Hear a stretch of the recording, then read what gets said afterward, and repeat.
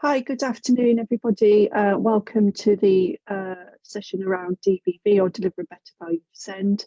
I'm Tina Emery. I'm the co-chair of the National Network of Parent Carer Forums, and I'm with Lisa Aldred from Contact. And I'd like to introduce you to the team that are going to be delivering the presentations today. So we've got Chika from the DFE. We also have Stephen Knight from Newton. We've got Chris Kelly, also from Newton, and they'll introduce themselves properly in a second. And we'll also be joined by Phil and Edwina as well. Phil's coming from SIPFA, which is the other partner within the DBV project, and Edwina is the senior advisor for Newton. I'll hand you over to Chika. Hi everyone, I hope you can all hear me. My name is Chika. I forgot about my last name, just call me Chika. And I am the team leader and program lead for Delivering Better Value in SEND, and I work in DFE in the National Directorate. Chris, if you move. Hi everybody, my name's Chris Kelly. I'm a director at Newton, and I'm the program director for Newton for the Delivering Better Value in SEND program. I'll hand to Steve. Hello everyone, thank you for taking the time to have this discussion with us today. We're very grateful for that. My name is Steve Knight. I am a partner at Newton, leading our work across the public sector, and I'm one of the partners accountable for this exciting program of work. I'm going to ask, so I don't think Phil's yet joined us, so I'll hand back to Chika now. Thanks, Steve. So Chris, do you want to move on? I am going to just set the scene on what the Delivering Better Value in SEND program is, and then hand over to Steve and Chris and Phil to take you through exactly how they've been supporting DFE in delivering this program. So if we move on, Chris, thanks, to the next slide. So in setting up the Delivering Better Value in SEND program, and I'll keep calling this DBV, one of the things that I think it's pretty known, and it's not a surprise to anybody on this call, is that the SEND sector has been under quite a bit of challenge in the last few years. And the department had announced that we would have the SEND review to look at how the department can support in addressing some of those challenges. And while the sector as a whole is under a challenge, it's not completely, broken, because we know that there are pockets and there are local areas and really great examples where you can see children with SEND and children in alternative provision being supported, and they are thriving, they have good experiences, they're experiencing great outcomes. But unfortunately, that, scenario is quite varied when you look at the whole country as a whole. And one of the challenges, three of the big challenges that we stand out that I wanted to highlight today that DFE really we're concerned about, and we would like to look at how we holistically address this.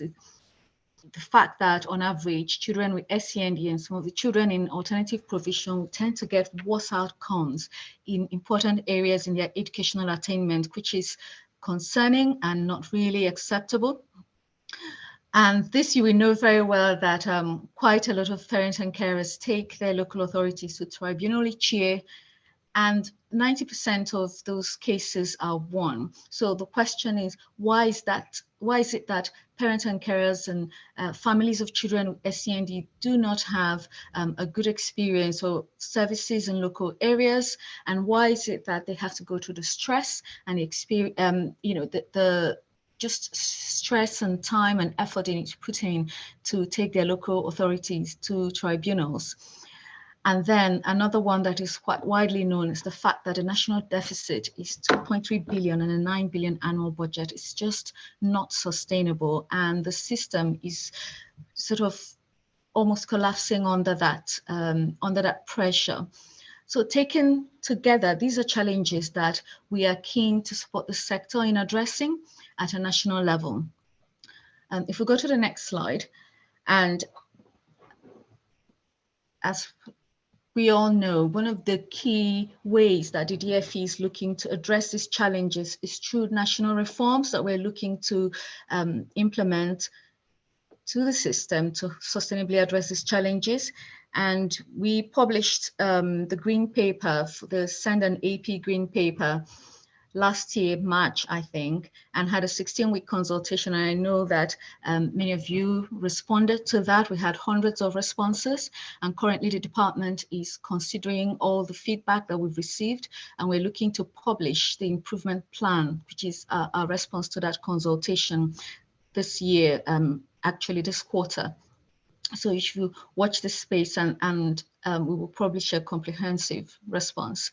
But in the short term, we've been running a number of programs to provide support to the sector, because we realize that something has got to be done in the immediate term to support the sector until the long-term system reforms come into being.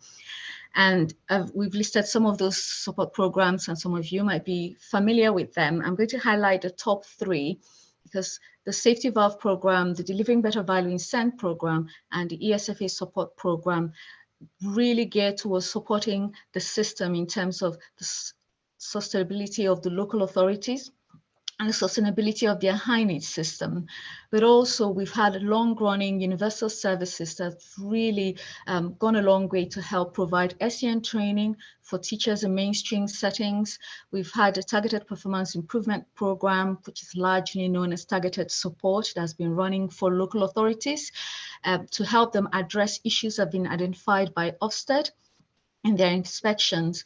And then one of the new programs that we set up this year is the Short Breaks Innovation Fund, to really provide funding and support to parents with children with complex needs that will need a little bit of short break or respite. And there are other programs not listed here that the department has been holistically putting together to support the sector. So the Delivering Better Value in SEND program, why create a new program? This year is one of the new programs along short breaks that was created this year by the department. So if we go to the next slide, Chris, thanks.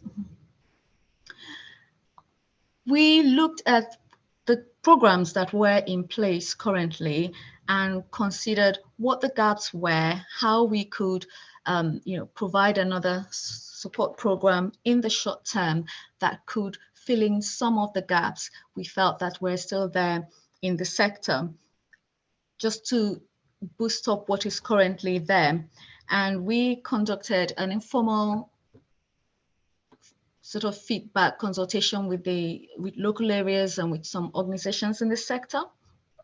And I wanted to highlight some of the key themes that came out from that consultation, which we took into consideration in shaping and developing this program in a way that will have the most impact, within this immediate term.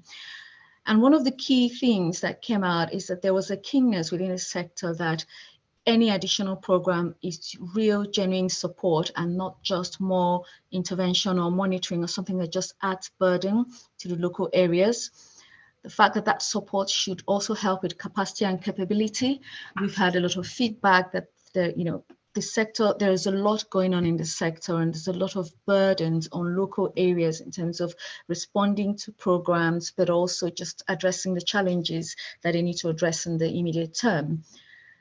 There was a lot of keenness, and this won't be a surprise to this audience, that whatever program we bring, there needs to be an opportunity to co-produce and collaborate on the program, on the diagnostic and the solutions, so that it's a sort of a one version of the truth owned by the whole local system and not just something imposed centrally from the department or even from the local authority. The keenness to align with other activity, and as I mentioned, not create additional burden. And I want to flag that we're really conscious of that sense of there is a lot of pressure on local areas and the things that they're dealing with and in programs that they're responding to.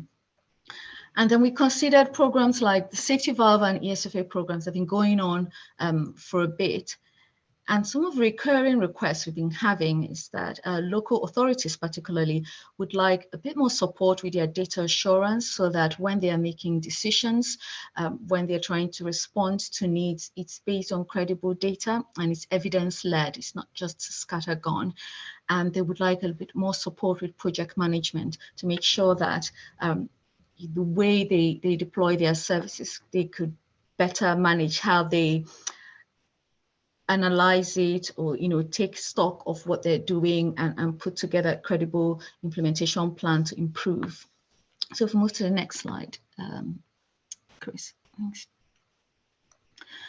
So bearing all this feedback in mind, the key objective of the program that we landed with, or that we finalized as what we felt will fill the gap within the system, is, as stated on the slide, to support the implementation of changes at a local level. And I want to emphasize that the local level phrase is really key, so that children with SEND get the support they need in the most timely and effective way, and contributes to short-term service sustainability.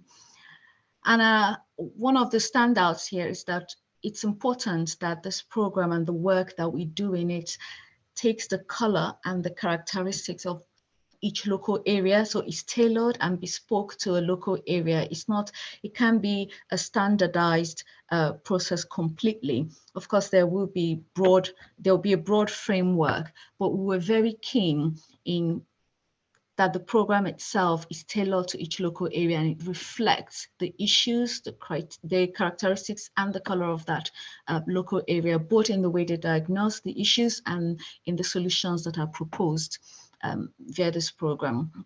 And just to round up, we've decided that we would deliver this program in 2 phases.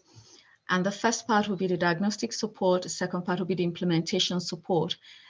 And in response to some of the feedback we got, we thought we would start the phase 1 with a small grant to local areas to support data collection and assurance. Again, responding to that feedback that it's important that whatever we're doing is data-based and evidence-based.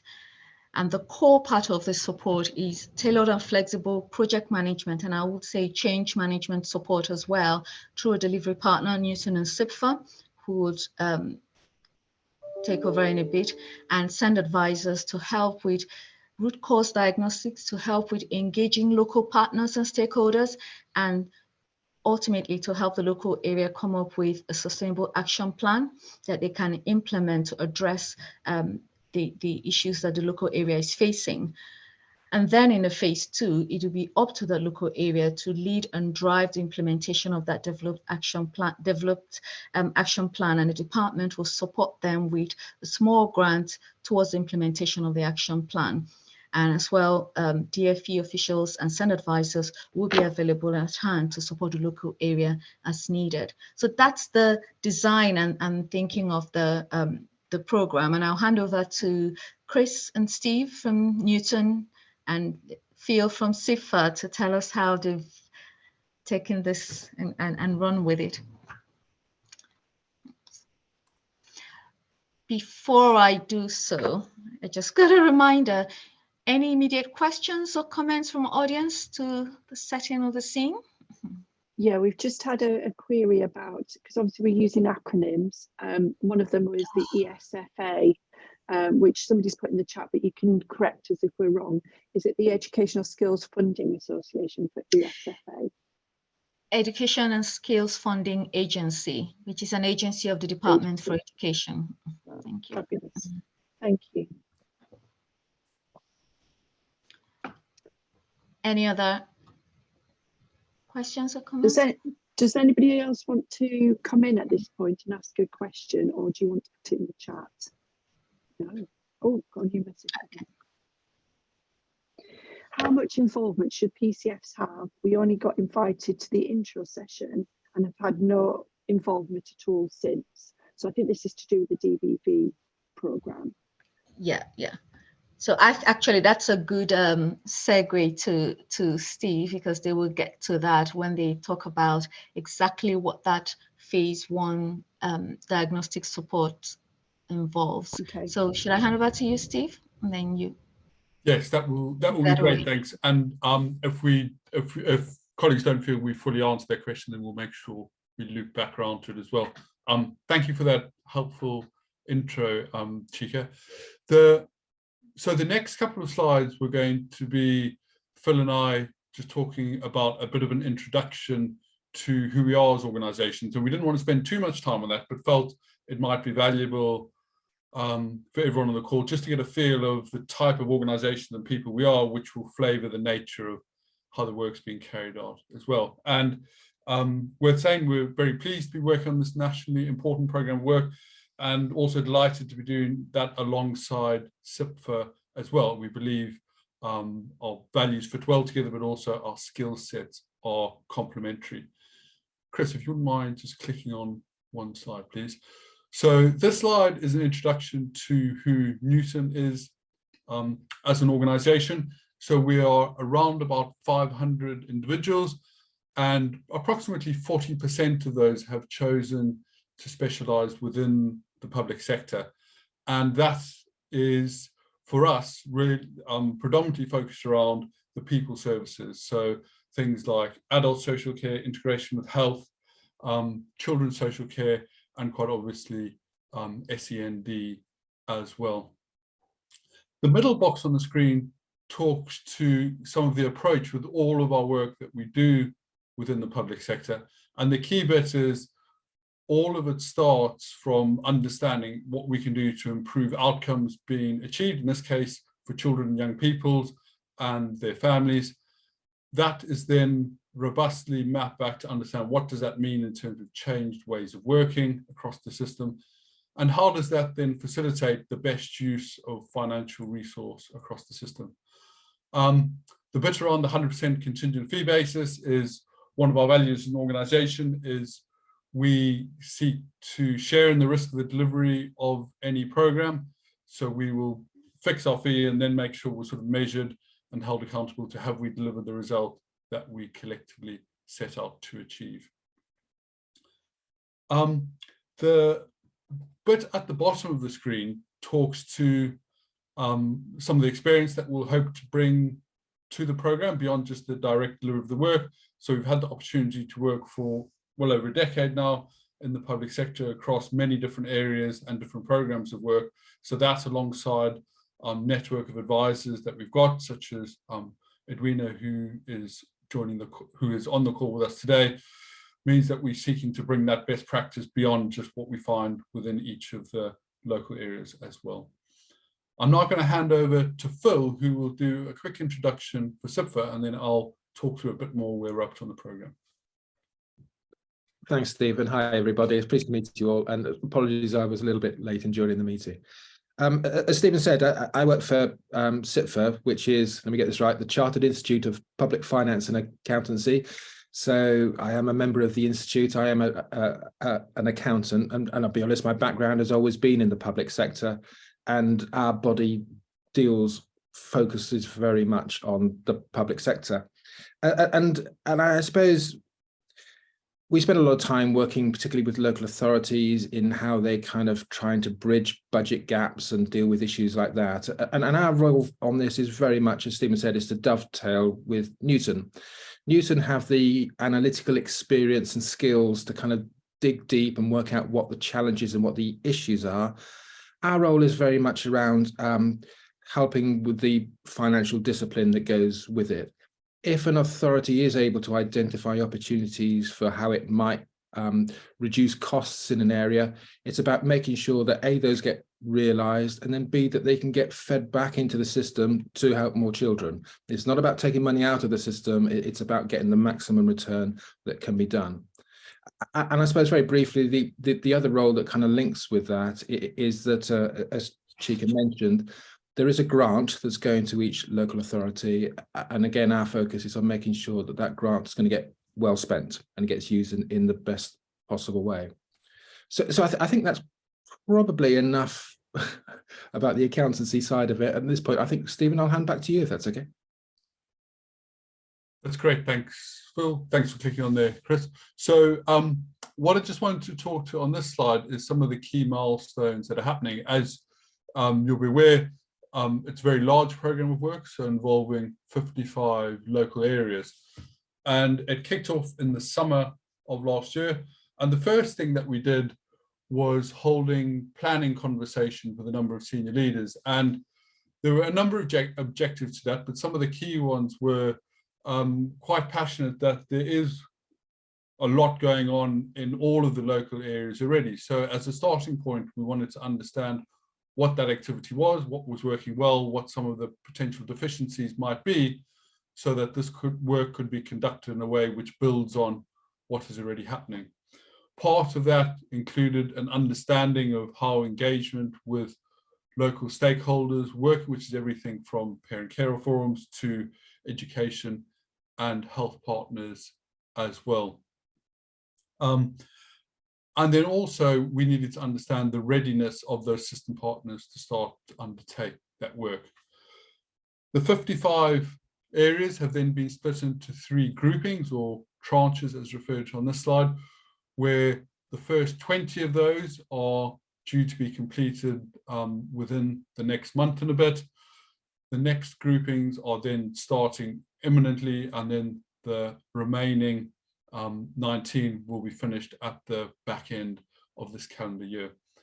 And clearly what we'll be doing throughout it is looking to not only deliver great value for each of those local areas, but ensure we are taking learnings and continuously iterating and improving the approach, and then also rising the thematic findings up so that overall the sector and central government, other colleagues can benefit from the insight which we are gaining from it. As Chika alluded to, there are 2 phases of the work. So in the back end of the work within each of the regions, that's helping them pull together their plans that the local areas will be taking forward as well. Chris, if you wouldn't mind clicking on one more, please. In terms of the approach to engaging the local area, I think as everyone will be aware, and certainly some of the great questions which are coming through in the chat, is it's a very complicated system to navigate, but also and that means delivering change here really does require a system response, which is not an overnight event to happen, and it's actually a real change cultural way of working over many months and years going forward. In order to be able to instigate this first phase of work, we have used the local authority as the initial point of entry, and then used them as the convener for understanding where are their relationships up to with different partners and stakeholders in the system. And in the first instance, start to piggyback on some of those forums, but we'd be developing tools and approaches where they can build on that engagement and certainly understand how that will become a key plank of their implementation plans going forward. If you click on one more, please. So this is the phase 1 diagnostic that what we're talking about. And in a very summarized way, what the diagnostic is producing is a set of clear evidence, which is articulating the opportunities to improve outcomes and ways of working and best use of resources within a system, and really being able to draw out what are some of those priority areas which are going to make the biggest difference to children and young people in each local area. So this slide hopefully summarizes a bit of what it is and isn't. So it's really about that clear evidence in an objective way, which will show some of the way forward for how things can be improved. But what it doesn't do is go into great detail on every single problem, because it will be some of the biggest ones that we will be encouraging and supporting local areas to start making demonstrable change into. I'm now going to pass over to Chris, who's going to carry on this section.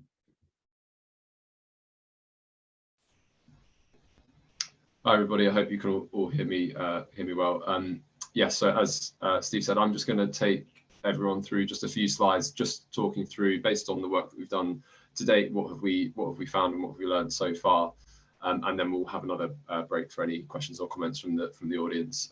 After that, I can see there's been a few popping up in the chat. So to start us off, as Steve mentioned when he was talking about the phasing of the programs, different activities we've done, one of the first things we did was meet with senior leaders from the local authorities representing every area that's part of the programme, and hold what we call a planning conversation with them, which, as Steve said, was broadly speaking to understand the local area and understand how best the programme could be additive and supportive to anything that was already going on, any work that was already underway. I think probably, I mean, all of those conversations were extremely rich, and it was a great way to sort of get started with the work. What this slide shows is some of the, I suppose, the summary findings or takings from those conversations at a thematic level. And what we definitely found is when we went and met with colleagues in those local authorities, that generally speaking, the sort of local version of the challenges that Chica was talking to at a national level was very well known. That meant that there was probably already an existing programme of work underway that was already well known across the local area, and encouragingly consistent with the feedback that sort of led to the programme being commissioned in the first place, that the support to aid that local programme of work was very much welcomed. The thing I would say, and probably the consequence it has for people in the room, is that I'd say in 80–90% of the cases there was an existing programme of work, and a lot of the time the conversation went along the lines of how the support from DBV could either do a kind of comprehensive review of everything that was going on and maybe add a few bits to it, or focus on specific areas that sort of dovetailed with the existing programme of work that was there. And so it might be that if there's a particular brand or name to the existing programme of work, change programme in a local area, it might be that that probably endures in the local area longer than maybe the branding of DBV would, because that's what's already been created and owned locally, and the aspiration is that DBV adds to that and enhances it. It doesn't necessarily need to replace it. So that was what we found from the planning conversations. If we then move into the diagnostic phase, if I can just get my slides to work. So we've, as Steve said, we've been working with 20 local authorities since about September last year, and completing diagnostic activities with them and their local areas. And across all 20, what that has looked like is practitioners from those local areas analysing the stories of over 500 children with SEND to bring learnings out from how the system could look different in order to deliver a better experience, a better outcome for those children. We've heard from representatives of over 500 education providers. We've analysed a lot of data. We've heard from over 1,800 parent carers, and we've heard from over 700 practitioners and professionals across those systems as well. So they're the kind of ingredients that are being put into the diagnostic findings to date, and I hope reflect the participative nature of the work and the aspiration to engage all local partners in the diagnostic activities in a given area. That's taught us a lot, and there's a very rich and nuanced evidence base starting to come out in every single area that we've worked with so far. And what I'll do now is present what are some of those more thematic findings that have come out across all of that work, across all the different local areas. And when you kind of take a step back and you look at what all of that evidence is saying and put it through a very structured and rigorous process to identify what are the highest impact things to focus on in a given local area, the one thing that comes out very consistently is that the primary objective and the focus for local areas moving forward should be on improving the system's ability to support children in a mainstream environment and support them successfully and in a timely way, at delivering the support they need. And what that evidence, and from those different perspectives of all of those different people that I alluded to on the last slide, what that then points to are 3 priority drivers which are going to have the biggest impact on delivering that overall objective. And it's been really striking how from those different perspectives, from the different people outlined on the last slide, the same things are being the same things and opportunities and problems are being identified, perhaps with slightly different language and slightly different perspective. But there's a real commonality and overlap in what people are identifying. It's the things that will, as I say, really make the biggest difference to that objective of successfully supporting children in the mainstream environment. The three that are coming up through the evidence, the first one is improving the ability of mainstream schools to deliver that day-to-day support for children with SEND. And that could relate to either the skills of the staff in the school, the capacity of the staff in the school, or the resource available within a school to support children, and the physical space that's in the school. The second theme is improving the ability of the system to aid schools in supporting children with SEND. So this is more where maybe a particular service or sort of specialist group within a local area is the best group to support children in a school, and how do we get that plugged in, and how do we do that in the most successful way. And that can lead to looking at things like how easy it is to navigate that system, the capacity of different services, and how effective those services are when they are indeed successfully linked in to support a child. And then the third and final one is being able to build the confidence that parent carers have in the ability of schools to support their children, which is very much overlaps with the first two themes. That those things, and addressing those things, will naturally increase the confidence that parent carers have that their children are getting the support that they need. But then there's more stuff that needs to be done beyond that as well, the evidence is suggesting, such as being able to have clearer communication around the support that a child is receiving in a school, and the involvement and participation of parent carers in defining that support plan. So that's just a summary of the three themes that come out very consistently across all of that evidence gathered from the different local areas. There are other opportunities and issues that that exist within local areas, and by no means these three describe every single local authority and their local area that we worked with, but they're the most prevalent ones that are coming out across the 20 so far. The final point that I'll make before I just talk through the next steps of the programme very quickly is that I've given a very, very summary level of what are some of those thematic findings that are coming out of the evidence so far. And really, if you go any further into the detail, or any further down than that, what you definitely start seeing is that the evidence that's collected in the different local areas starts to vary considerably in terms of the specific things that then that it points you towards in terms of priority areas to focus on changing in the future, and the things that should be taken forward into the implementation phase of a programme. And I think that really highlights how the implementation phase and the plan and the things that are changes and the solutions that are designed definitely needs to be locally owned and driven, sort of linking back to what Chika was saying in her part of the presentation. In terms of next steps, we need to work with the first 20 local authorities to develop their implementation plans. So how would they take that diagnostic evidence forward into a programme of work locally, and that could look like enhancing or adapting the existing programme of work that was there before DBV, and we need to transition them into that independent of further support from Newton or SIPA. We need to aggregate the findings across the first set of the local authorities we've been working with, so that we can understand what insight can be drawn from that to inform other DFE agendas and other DFE work for children with SEND. And as Steve talked to, we need to start the diagnostic work with our next set of local authorities, which we'll be aiming to do so in about a month or two's time.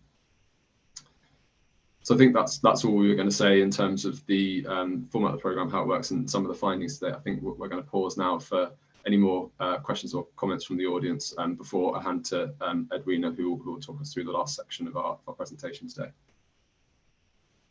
Okay, there's quite a bit of chat in the chat box, mainly around the lack of co-production for some of the local areas, in particular the PCFs.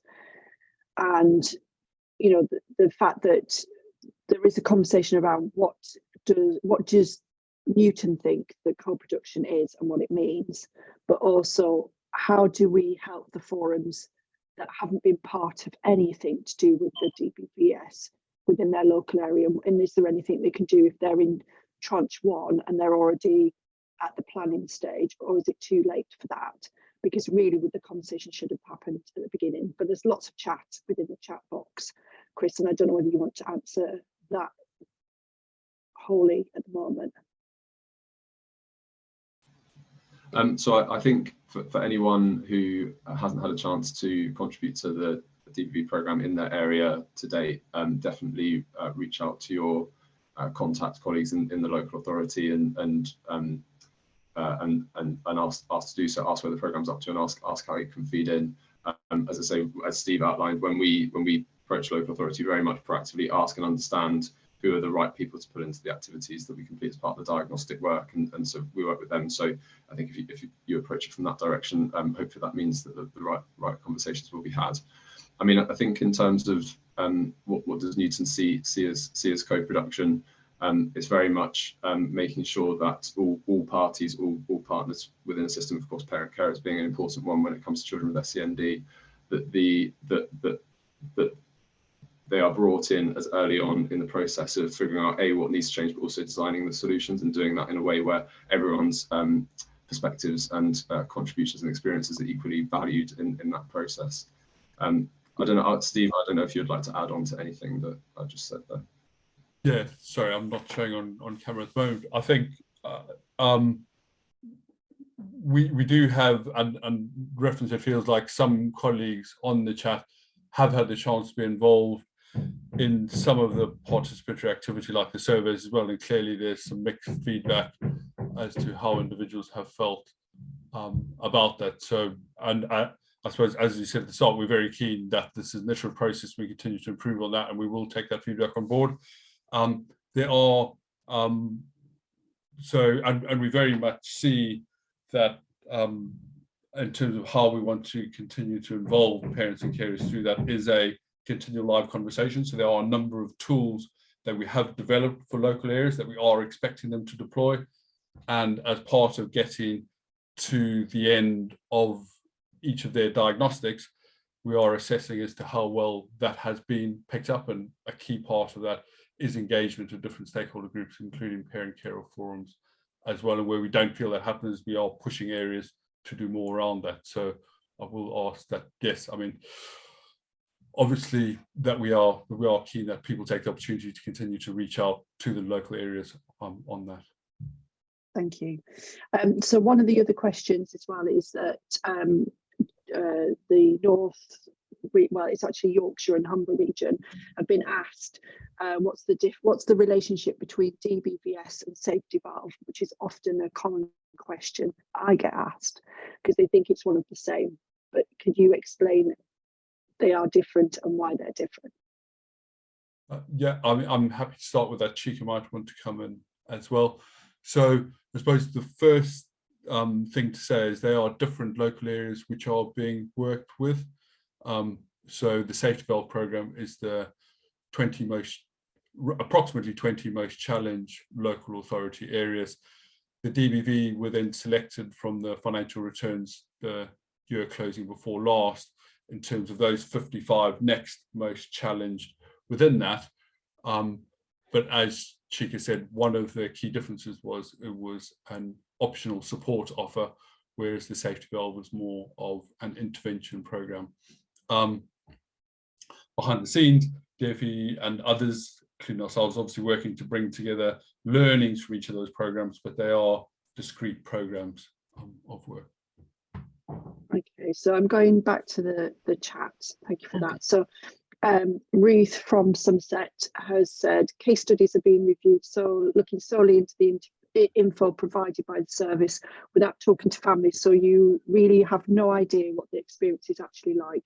It is clear from comments on the chat that there is no co-production. This feels very tokenistic.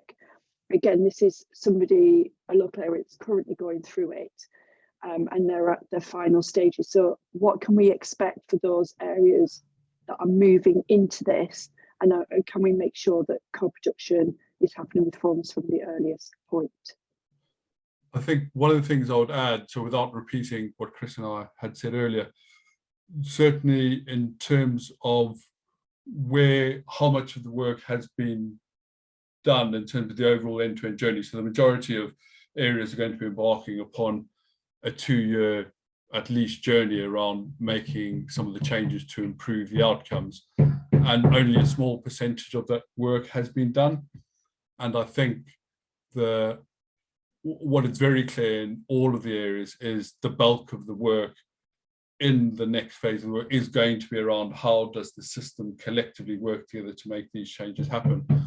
So while it's obviously disappointing to hear that people feel they haven't had an opportunity to engage, what I would say is there's so much of the work still to do that there is opportunity, and we'll be feeding back to local areas as well around how they can ensure those views are pulled into, because the bulk of the work to actually make the change happen is still to come. Okay, and Newton insisting on the involvement of PCFs, so parent care forums, from the start of the process as part of their work.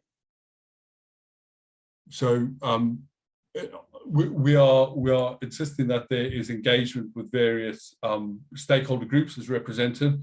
We are not going into a local area and saying we clearly know which are exactly the right different groups based on their history and the relationships they have within an area.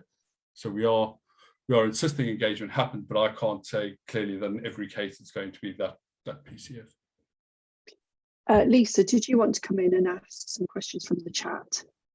Yeah, I'll just read some out if that's okay. Some of them are touching on what's already been covered, but Claire Powers have said what forums are working with LAs on all these areas already.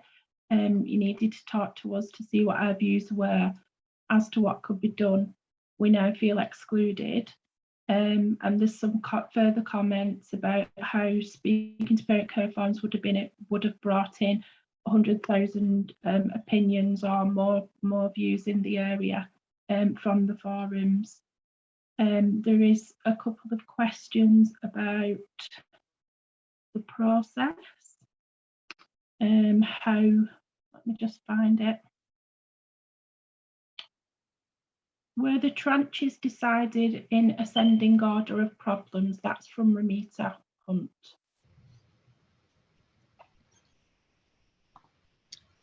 Sorry, do you mind just repeating the first question?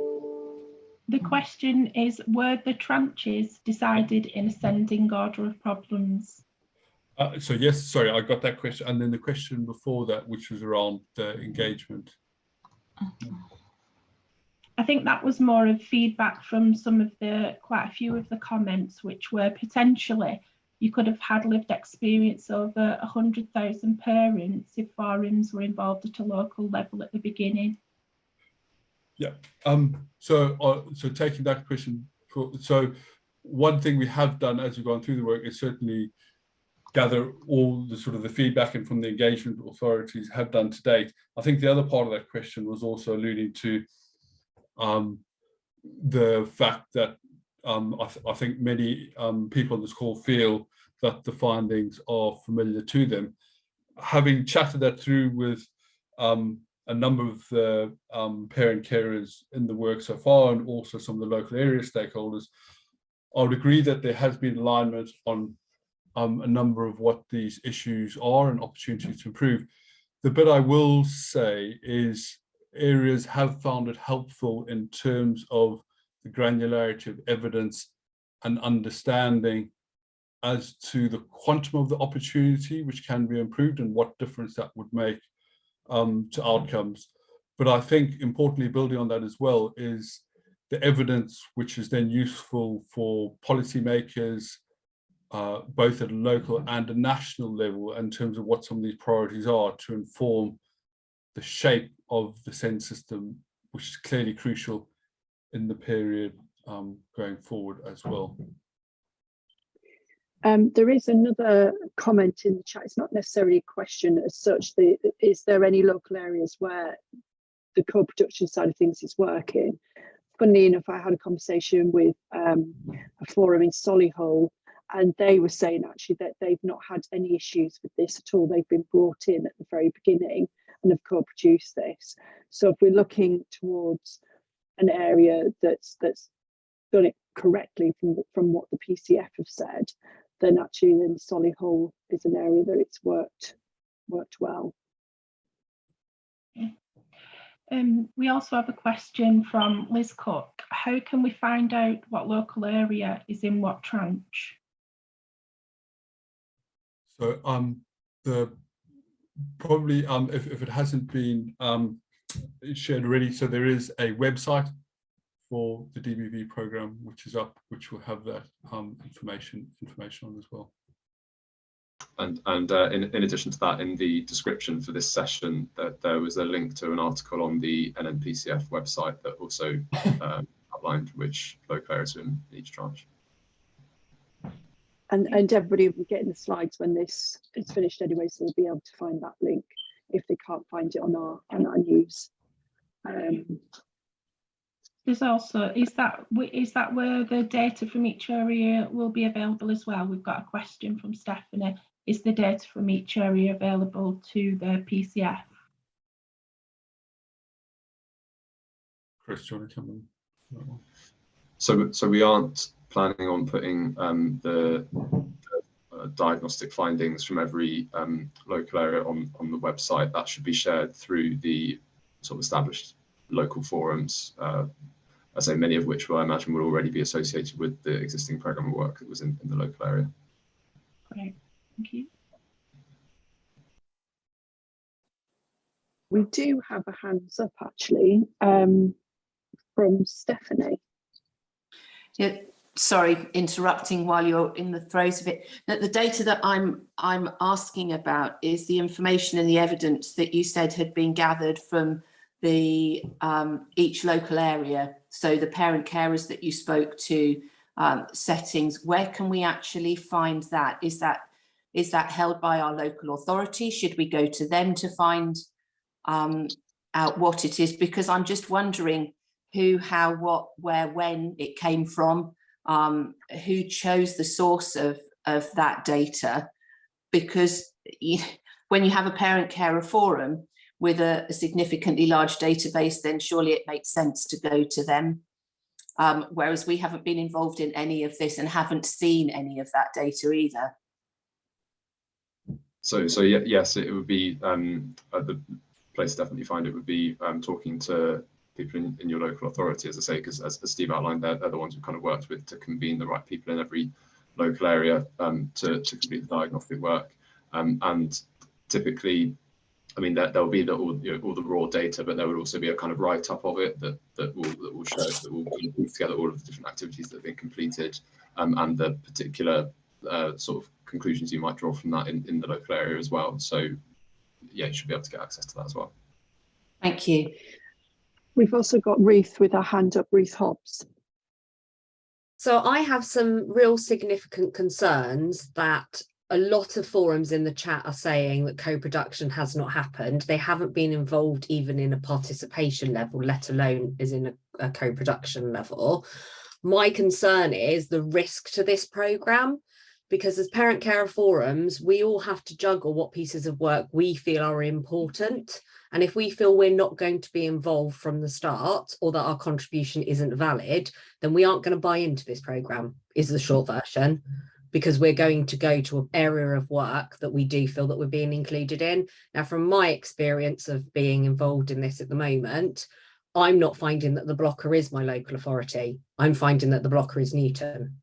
That's what I'm being told. And I've asked Newton for involvement. And my concern is it is not just the PCF that is not being involved. We are now in the second part of this programme, and they have only just gone out to talk to schools and to the health service. So that worries me quite a lot, that this is going to fail and crash and burn. Which area are you in, please? Somerset. So we had an initial meeting where we had the programme outlined as to what was going to happen. And we are now at a point where they've actually pulled together a draft plan, and there's been no engagement at all with anybody, not with schools. They literally have just started talking to us and schools in the last week, and it's been presented as a done deal. This is the diagnostic that you've done. You followed your standard procedures that have not been changed at all. And this is what you've come out as the areas that we need to focus on. And that there's been no engagement at all with anybody. And there's a comment in the chat from Claire Powers, who's from Dudley, and she's had the same issue there. I think so. Yeah, we'll definitely follow up with both of you, sort of outside of that.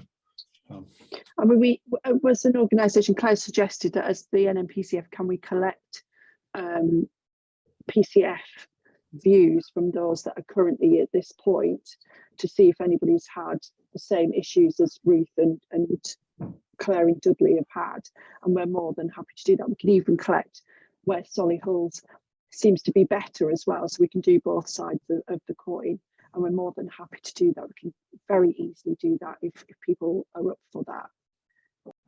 Yes, I think that'll be great. Thanks. Lisa, have we got any more from the chat? Yeah, I think there's just a couple more. I'm not sure how much time we have for questions at this, but we've got one from Richard. That is, the problem is that not all the engagement data belongs to the local authority. For example, the Somerset Parent Carer Forum hold and own the data on the annual Send Parent Carer feedback. This wouldn't this wouldn't have been taken account or available to Newton. So surely this would have a massive sway on data collected. So that's just questioning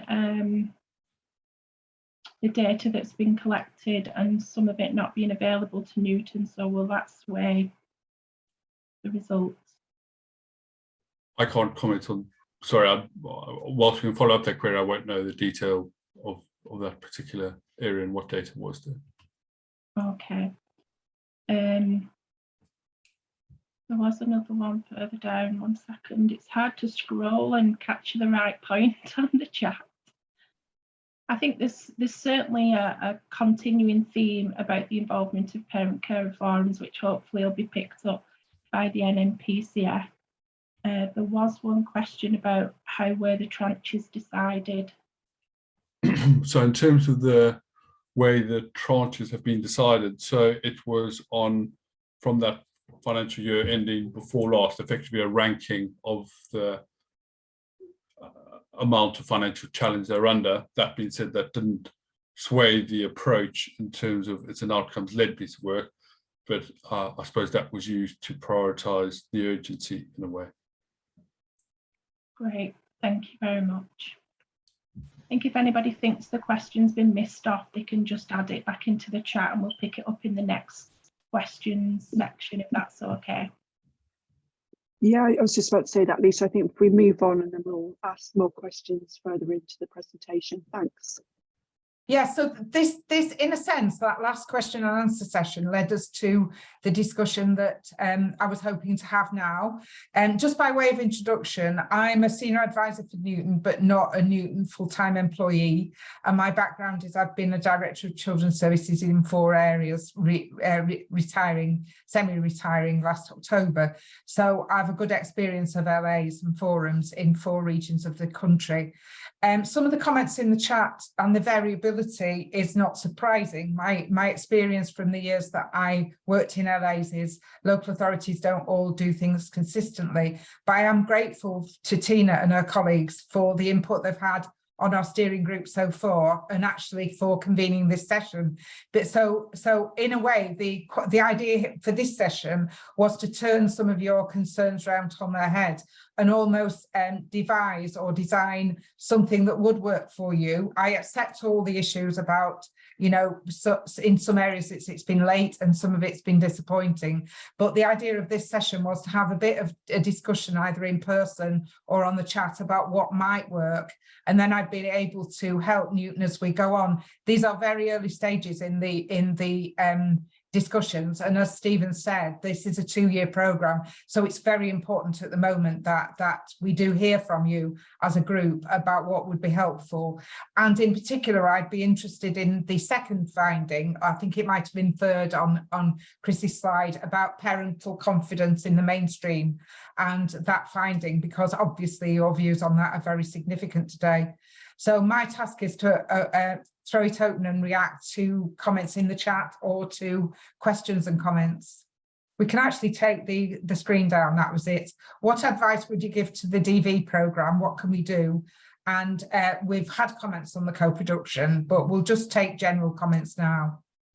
I've seen Stephanie saying there's very little confidence in the mainstream, and a bit more on that would be really good. I'm quite happy to speak if that's Please okay. Do. Please do. I think very much so in Oxfordshire, there's significant unhappiness and lack of confidence in mainstream, particularly at secondary level, because of how our county is laid out. We have a large number of very small village primary schools, some of them with shared entry where you've got 15 children in a year group. Those schools then feed into massive 1900 pupil mainstream secondaries where you've got 9 form entry.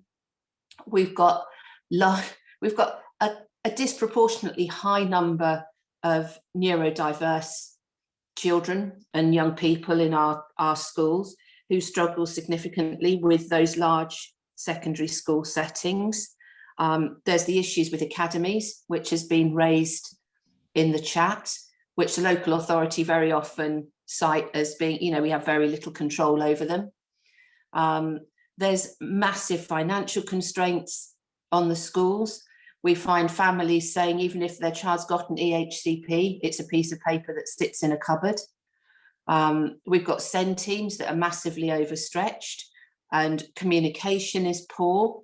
And when you've got poor communication and EHCPs don't get updated, you then find parents who are heading to tribunal in order to try and secure the needs that their child's needs are met. It's an ongoing vicious cycle.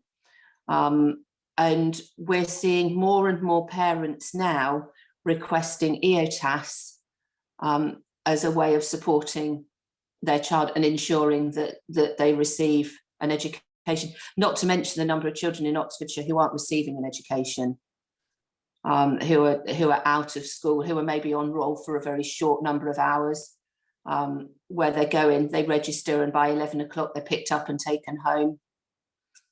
I don't know that I'm saying anything that's new to anybody here, but it causes significant concern and anxiety for parents around how a mainstream, particularly secondary school, is going to be able to meet their child's needs, and the deterioration in mental health and the pressures that puts on families. I'll stop now because I'm sure other people want to speak. Edwina, do you want me to just read out some comments in the chat and then take the hands? Yes, yeah.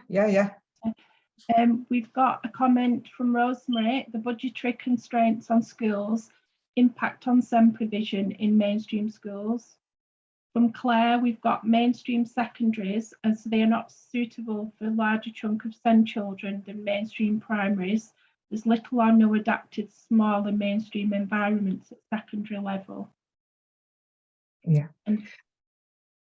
So I think somebody said earlier, none of these issues are new, and I think it was Stephen said right at the very beginning that when Newton went into local authorities, there were already plans and issues arising that.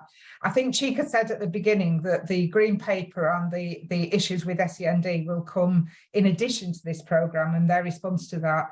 Certainly, in the work that we've done, the financial pressures on schools is very well known, and in the discussions with both mainstream teachers and other teachers, those financial pressures are significant. And indeed leading to the pressure on the DBV programme. So all of these are coming in stage. How can we, if I throw that discussion round though, how can we best engage with parents to look at how the mainstream schools can be supported to build that confidence? Are there any good examples? Are there any? I totally understand and recognise the Oxfordshire issue. Having worked in a large county myself, I recognise all of what you say. But are there any good examples where you feel that in your parent forum area, schools or groups of schools, or even dare I say academy trusts, have actually stepped forward? Because, you know, if we look at the comments about funding and support from schools, they will be variable. Are there any really good examples of how schools or groups of schools or authorities have addressed this that you can share with us?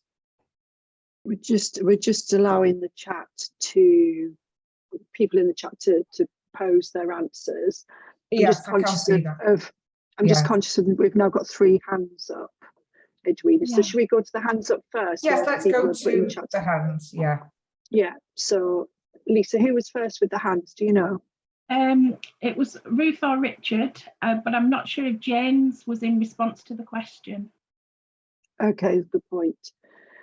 James, was yours in response to the question? It is, yeah. It just seemed easier.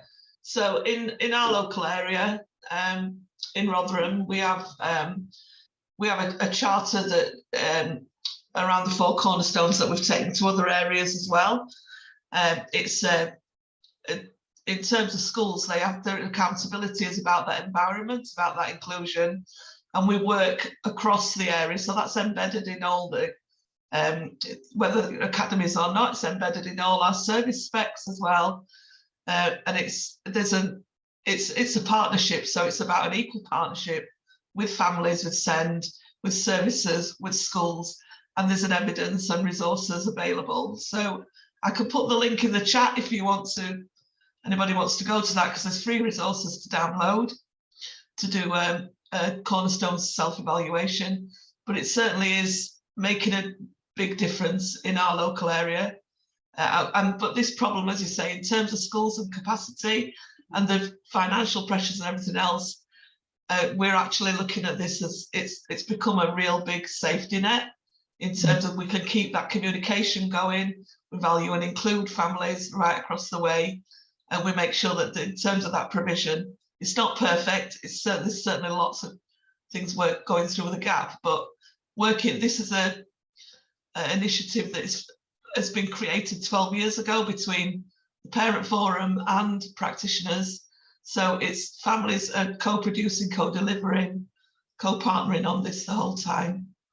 So that is just one thing, and it's not the only vehicle. So I would say that what would work is having some agreement in terms of how we work together in partnership, either at an individual level with the child's needs at your IEP, or at a system level in terms of that school and what's needed in terms of creating an environment, but looking, that it's got to be done in equal partnership. It's got to be done together. Otherwise, it's done to and it's not done with, and we're not really getting to hear what really looks good for a young person. That's great to give that example, Jane. Thank you very much. And if you could put the link in the chat, that would be great from Rotherham. And I'm also aware of a number of authorities, both with outside DBV as well, that we're looking at that do have really good inclusion charters. So who was next? So Ruth is next, but I just wanted to add that somebody's put in the chat about the Autism in Schools project, which is really good, and it is covering a wide area within England, but it's only one project, and unfortunately it doesn't touch every school. And there is also comments of the teacher training needs to be looked at as part of being inclusive in schools. And there's other things in the chat, but we'll go to Ruth first and then we'll pull up the chat for you. Thanks, Tina. Richard apologised. He's got another meeting, so he's had to drop out. It's fine. He's multitasking. So I wanted to talk about the case studies, actually, because as part of the data collection that you do a review of case studies. But my concern is that we don't involve families in that case study review. So you're looking just at the stuff on the paper and not actually what it feels like to go through the system. And that's a major thing for families, is that if it feels uncomfortable, if it's not a positive experience, you could be doing the right thing on paper, but they're still not going to be able to engage and have that confidence in schools. So I think as part of that diagnostic work, you really need to understand what the experience is like for families. And I think that's missing at the moment. I think I'll call on Chris to add a comment on this as well, because this is something we've explored quite a bit. Chris, do you want to explain how the case reviews and then the surveys and then other gathering of data actually works all together?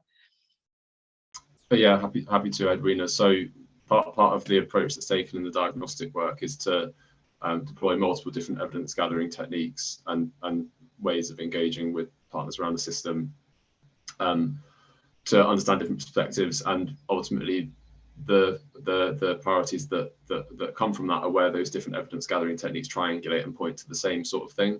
And so the case reviews that you're talking to there, Ruth, they're sort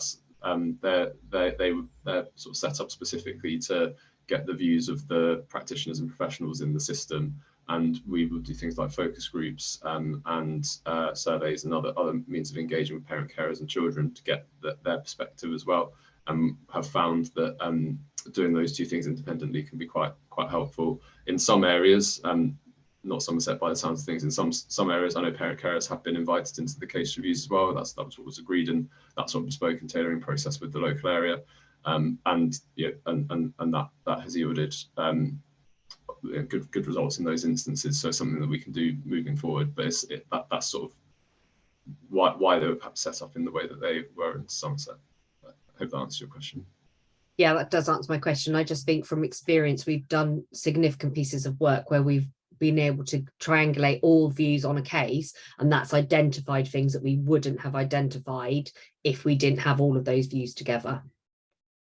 And that's your point, Ruth, about co-design, isn't it? Faye has a hand up and also has commented on the ordinarily available provision in Cambridgeshire. Faye, if you wanted to follow up on that. Yeah, Cambridgeshire, the Ed Sykes have just produced, and specialist teachers have just produced an online ordinarily available provision tool primarily for teachers, but they've demonstrated it to the parent carer forums in a webinar, so that we are aware of what's in it, and in theory, we are welcome to go and have a look. And so they've designed it. It looks quite well. I think it's only launched yesterday. I haven't actually seen it live, other than in the demonstration. But it's about trying to get in there with good SEN support, and getting good assess, plan, do, review, so that you don't end up with kids, ending up in crisis and needing an EHCP because they just haven't had their needs met at all, or being excluded, or ending up with very bad outcomes. And I'm sure that early intervention is absolutely key. I mean, I think the provision looks good. It's certainly a step in the right direction. I don't know how much it will be used, because I think it probably needs a fair bit of training and a bit of understanding to be able to sort of follow through to find what you want. But they've done things like, for things which require a license, assessments that require a license, they've got free licenses available to schools, to small schools who can't afford to have their own, and things like that. And they've sort of mapped out what they hope is clear pathways. So I think it will be a really useful resource. But my worry is, because most teachers haven't had any SEND, they've had half a day of training in their initial teacher training. They don't feel confident, and they don't know what they don't know, and that's the same problem for parents. They just don't know what they don't know, and so trying to find your way through, to find the right assessment and then plan. It's quite tricky, but there are a lot of things that can be done and should be done in schools. And I think this is definitely a right step in the right direction, because I think the other thing that's really important is early intervention, which doesn't seem to have got much of a mention here. Because if the SEN, I think the big problem with the 2014 reforms was that all the focus was on it getting EHCPs right, and SEND support just, individual education plans all just disappeared and off the radar. And, with capacity very limited in schools, it just hasn't got built back up, and I think this is a good step in the right direction, what Cambridgeshire have done, but it'll need quite a lot of training and support to get people to actually use it. And I think in the first instance, it's probably going to be the bottleneck of the SENCO using it, because teachers don't feel empowered to do it. I mean, we've done there are also other things like the autism education trust stuff's really good, and we're doing what we can to try and inform parents so that they know how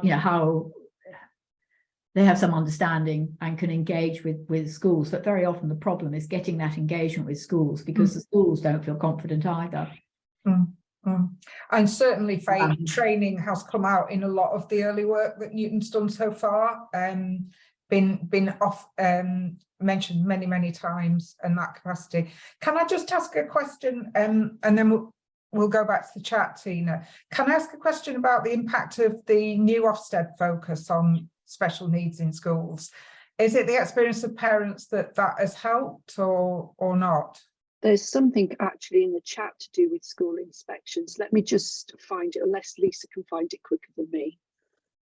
I think the comment was about, I don't understand how Ofsted can rate a school outstanding with a poor send offer. It means the SEND children's support are not considered of any importance. So it wasn't indirect answer to that, but that was the comment that I can see.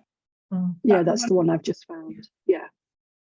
So Ofsted have very recently, haven't they, reviewed their framework for maintained schools, and most certainly it would be very much more difficult to get a good grade without being a good inclusive school and a broader spectrum of that attention. It is, I noticed the comment in the chat about academies, and of course it is open to local authorities to bring any behaviours by academies to the attention of Ofsted, but of course that becomes circular in negative in a positive engagement for local authority and academies work. But I was hoping that this new Ofsted rollout will actually make the highlight on such issues for schools better. I think one of the things that I was going to add on top of that is when I've spoken to local authorities within my region, one of the main issues, and I think forums are finding this as well, is that when Ofsted are inspecting schools and everybody knows who in their school, that, you know, in the schools in their local area who are high excluders and not inclusive, and yet they have a glowing Ofsted report irrespective of whether they have high exclusions, and then a local area is inspected and exclusions is brought up quite rightly in their inspection, but there doesn't seem to be a tally between what they're finding in schools and what they're finding in the local area. And to give an example of that, recently is Kent. So Kent failed their local area inspection on exclusions, but actually no school within that local area had an exclusion problem, and yet there was. And so there is that. There doesn't seem to be that conduit between a school inspection and a local area inspection. There doesn't seem to be consistency, I think. And so when you go into a local area and they are being inspected and certain things are being found, that's fine, but equally they need to find it in schools, because if they are academies, they are limited to what they can do in a local area compared to if they've got an LA maintained school. And as we know, more and more schools are going over to academies. So it is a real tricky situation to be in. And as PCFs, we have to navigate that really tricky situation, not just with the local area, but with the families and the centre of that. And what do you say to a family if their school are getting good grades on their Ofsted inspection when they know that exclusions are really high? So it's a tricky situation to be in. It's a tricky conversation. It is, Tina. Yeah. Where do you want to go to next? The chat or a question? Lisa, have you found anything on the chat?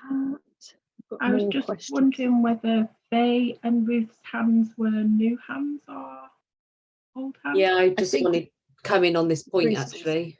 Oh, okay. But I was going to say exactly the same as Tina, which is rather scary. That might be because we're both quite close. So we're finding the same. We're finding that we've just had our revisit report published this morning. And one of the areas that we still need to work on is around exclusions. We have really high levels of exclusions, but that isn't being reflected in the inspections for schools. So it's not being picked up, even the ones that are potentially our highest excluders, it's not showing. What we are seeing though is that it seems that the schools are doing okay in SEND, but then some of their safeguarding's falling down.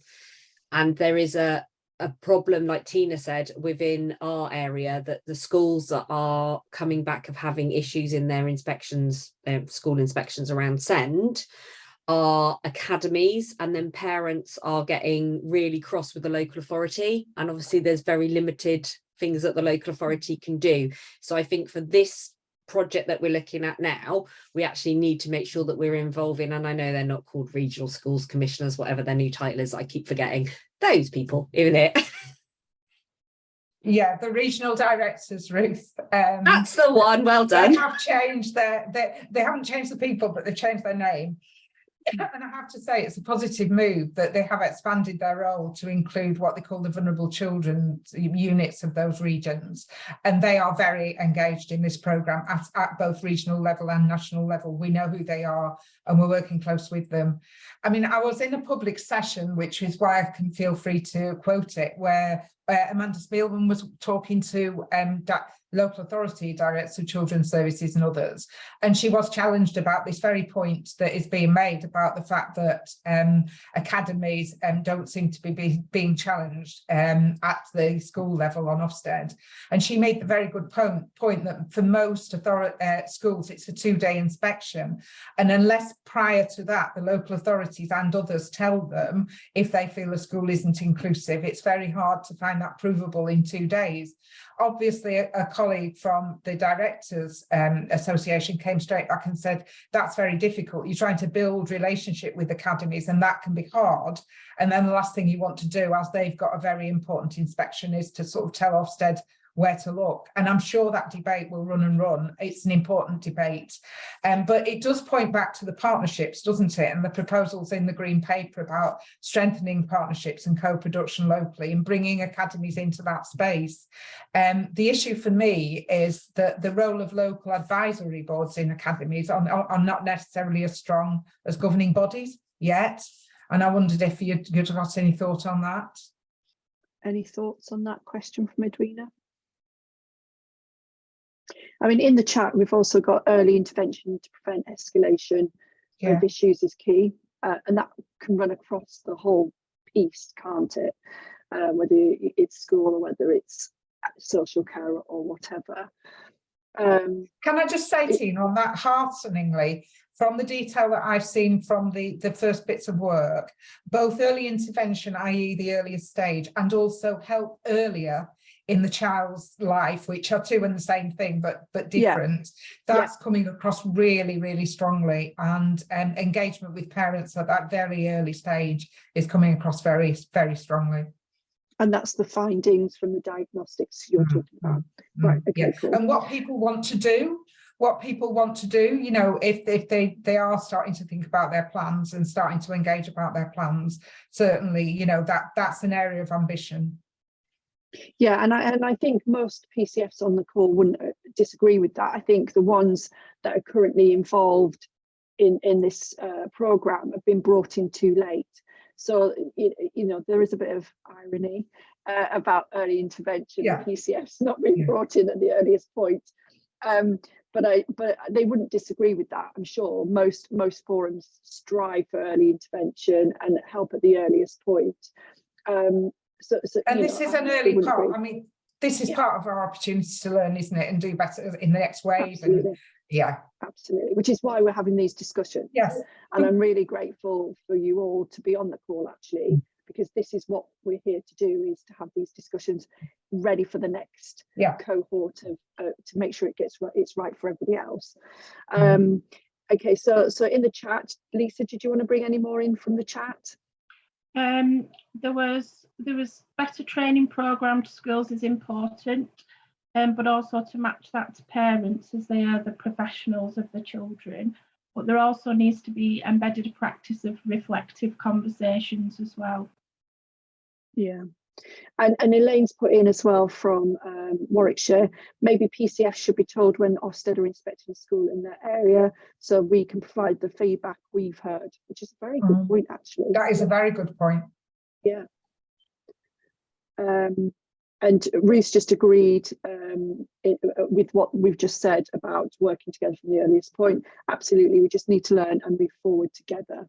So, you know, whatever's happened in the wave 1, wave 2 that are about to begin, we need to learn from wave 1 what's worked and what hasn't, and that's why we're here. So she agrees with that. I think Andrea's pointed out as well about learning from the Autism in Schools project, how parents, schools and services have come together, very solution focused, and sharing those learning of good practice, that when you get it right for autistic children, one of the Senkos commented, we get it right for everyone. Yeah, I do love the Autism in Schools project. Okay, so Roz has said they only have just started rollout of the new inspections, so still early days. And we've got obviously the new framework for local areas as well. They're about to begin the third new framework inspection next week. So that again is all new as well. It'll be interesting to see what we find from those inspections. Actually, I'm very hopeful of those. They were co-designed. I know that parents were represented along with myself and others on the Ofsted design group, and that really was a co-designed framework. Very pleased with that. And the way they went out to pilots as well. Sorry. I was just picking up on one of the comments about mainstream inclusion needs to be identified. It was suggested those within the school's control, within the LA support, and those which are outside of school control need to be addressed nationally or at an LA level. I mean, Diana Boyd has put in the chat, work with PCFs. They have a wealth of expertise around, you know, the local area, but to progress, I can't get to that, progress the conversation, you need to be clear about what can and what can't be changed. It's about expectations, which is always a thing that PCFs have to deal with within their locality. And I think one to mention is that accountability and until there are accountability and consequences for schools that are not inclusive, then they'll continue to focus on the targets they are held to. So, for example, exams, attendance, and Ofsted. Okay. Have we done all the questions? I think we pretty much have, haven't we? There's a couple more, but maybe if people want to, if anything's been missed, they want to put it into the chat to pick up at the end, because I'm not sure how much time. Well, we've got 5 minutes till we finish. Is there anything you wanted to add? Anybody on the team that wanted to add anything from the discussions and the questions and the chats that we've heard today? Chris looked like he was going to unmute himself. I knew he was. Go on. Yeah, I was just to say, obviously, thank you for everyone for attending. Thank you for everyone for sharing your experiences so candidly. It's hard feedback to receive, but good feedback to receive. And as has been noted a few times, you know, absolutely committed to making sure that parent carers are represented through the work we do in DBV, and so we'll learn lessons from this, correct what we can in terms of tranche 1, but also then take it forward into tranche 2. That's brilliant. There is some extra comments in the chat, which I knew there would be when I said there's 5 minutes left. So health and social care involvement ? So I'm guessing, are you involved in health and social care within this programme?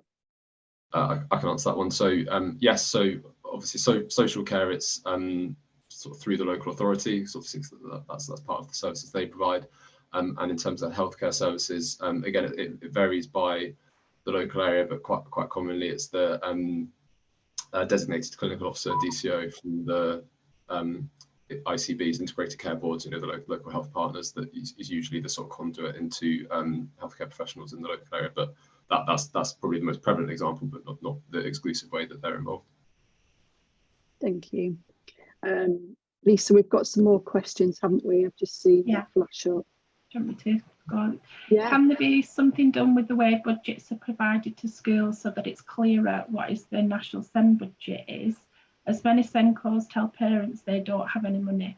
It's always a worry when there's a deficit that the first thing you think is that the funding will be reduced.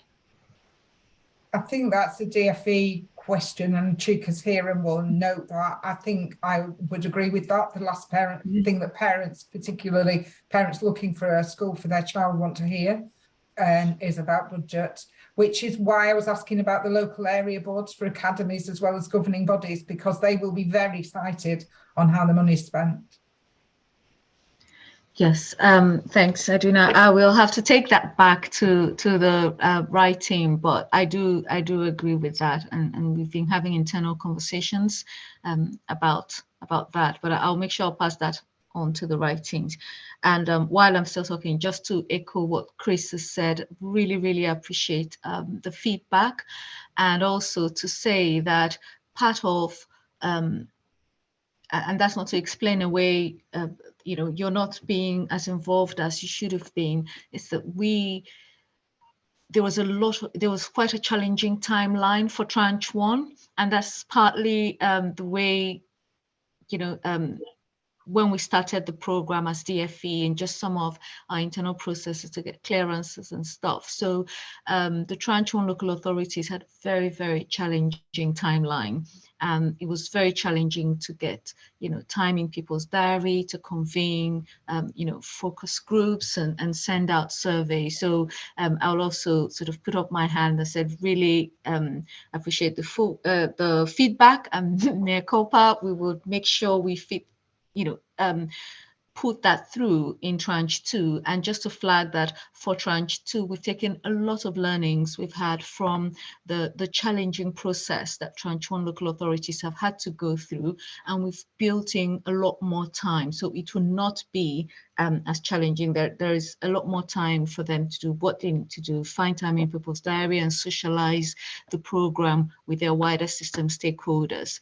So thank you for the feedback, and we will keep listening to you through Tina to make sure that we are addressing your points. Okay, and finally, some final comments in the chat. So how will the DBV programme be evaluated as a success? Will those measures be shared?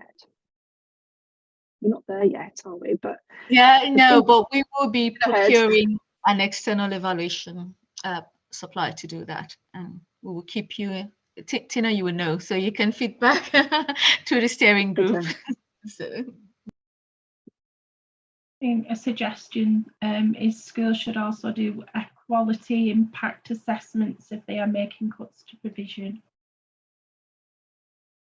Okay, and obviously there's a question about the high needs budget, which is about the formula, which Cheeky you've sort of touched on anyway with the school funding, that actually the formula will be looked at. It's something that the department is looking into, isn't it?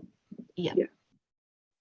Okay, so we're nearly at the end. I'm going to close it down for everybody. So no more questions in the chat because I don't think we've got enough time to answer them. But can I take this opportunity to thank everybody for attending today, and thank you to obviously Chris, Steve, and Edwina, Phil and Chika for joining us today and answering some of these questions. It's been really insightful, and I think everybody, it's given people food for thought. And I think, moving forward, certainly we've got lessons to be learned from what people are saying in order to make wave 2 even better for some than wave 1. So thank you very much everybody for your time today. Thank you.